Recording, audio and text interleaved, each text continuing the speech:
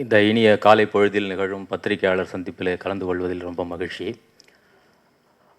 இந்த படத்தில் இவன் வேறு மாதிரி என்கிற இந்த படத்தில் நான் வந்து 3 பாடல்களை எழுதியிருக்கேன்.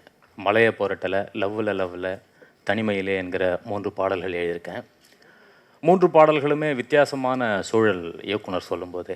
என்னென்னா, ஒரு கதாபாத்திரம் வந்து இதை செஞ்சிருச்சு அது செஞ்சிருச்சுன்னு ஹீரோ பில்டப்லாம் இல்லாமல், ஆனால் அவரை வந்து ஊரே புகழுது அது எதற்காக அப்படிங்கிற மாதிரியான ஒரு சூழலில் இந்த பாடல் எழுதுங்க அப்படின்னாரு.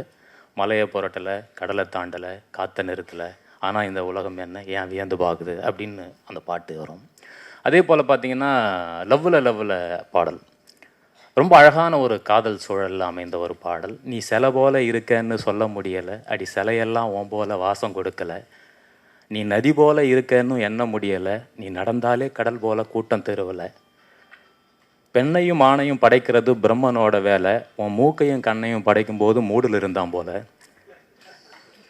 என்று அந்த பாடலினுடைய சரணம் தொடரும். ரொம்ப அழகாக வந்திருக்கு. இதுக்குள்ளார அந்த பாடல் லவ்வில் பாடல் மிகப்பெரிய வெற்றி அடைந்திருக்கிறது.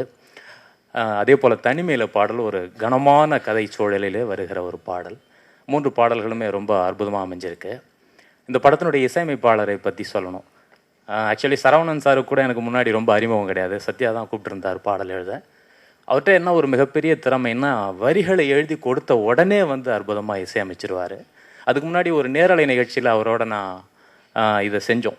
ஒரு பண்டிகை நிகழ்ச்சிக்கு வந்து நான் பாடல் எழுத அவர் உடனே இசையமைக்க அப்படின்னு நிகழ்ந்தது.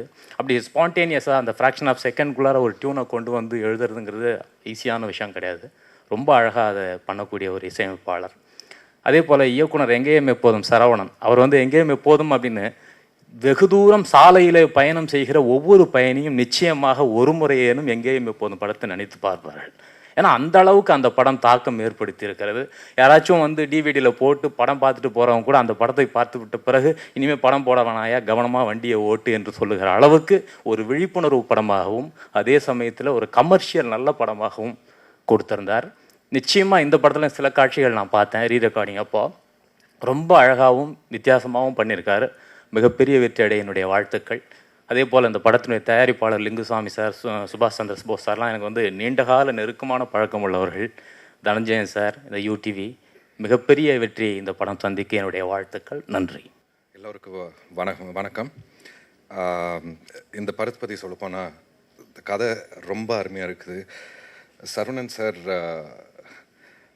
கூட ஒர்க் பண்ணுறது வந்து அவர் ரொம்ப பொறுமையாக டைம் எடுத்து தரோவாக டைரக்ட் பண்ணுறவர். இதுக்கு நான் அதிகமாக பேச போகிறதில்ல. இந்த படம் நல்ல ஒரு வெற்றிகரமாக வரணும்னு நான் விஷ் பண்ணுறேன். தேங்க்யூ.